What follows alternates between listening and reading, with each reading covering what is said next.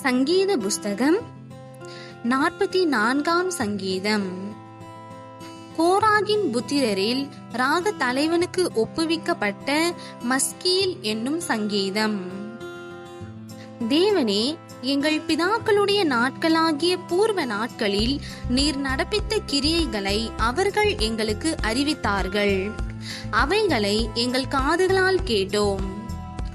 தேவரீர் உம்முடைய கையினாலே ஜாதிகளை துரத்தி இவர்களை நாட்டி ஜனங்களை துன்பப்படுத்தி இவர்களை பரவ பண்ணினீர்.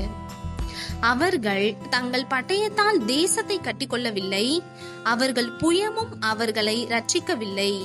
நீர் அவர்கள் மேல் பிரியமாயிருந்தபடியால் உம்முடைய வலது கரமும் உம்முடைய புயமும் உம்முடைய முகத்தின் பிரகாசமும் அவர்களை ரட்சித்தது. தேவனே, நீர் என் ராஜா, யாக்கோபுக்கு ரட்சிப்பை கட்டளையிடும். உம்மாலே எங்கள் சத்துருக்களை கீழே விழத்தாக்கி எங்களுக்கு விரோதமாய் எழும்புகிறவர்களை உம்முடைய நாமத்தினால் மிதிப்போம்.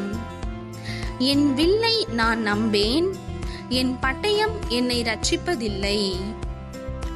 நீரே எங்கள் சத்துருக்களில் நின்று எங்களை ரட்சித்து எங்களை பகைக்கிறவர்களை வெட்கப்படுத்துகிறீர். தேவனுக்குள் நித்தம் மேன்மை பாராட்டுவோம், உமது நாமத்தை என்றென்றைக்கும் துதிப்போம். சேலா.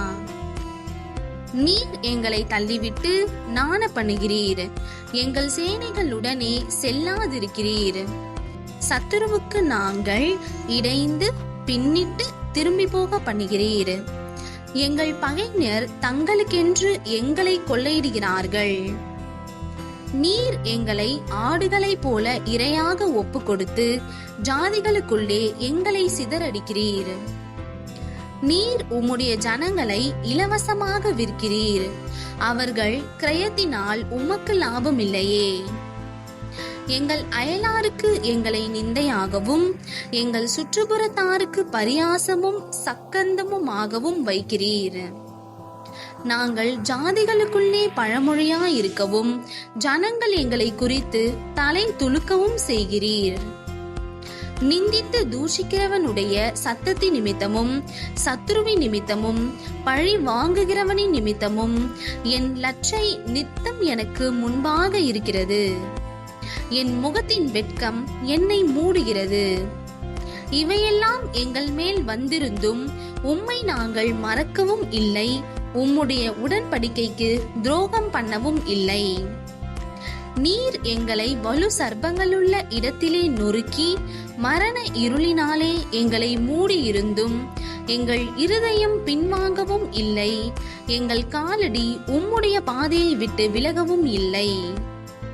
நாங்கள் எங்கள் தேவனுடைய நாமத்தை மறந்து அந்நிய தேவனை நோக்கி கையெடுத்திருந்தோமானால் தேவன் அதை ஆராய்ந்து விசாரியாதிருப்பாரோ?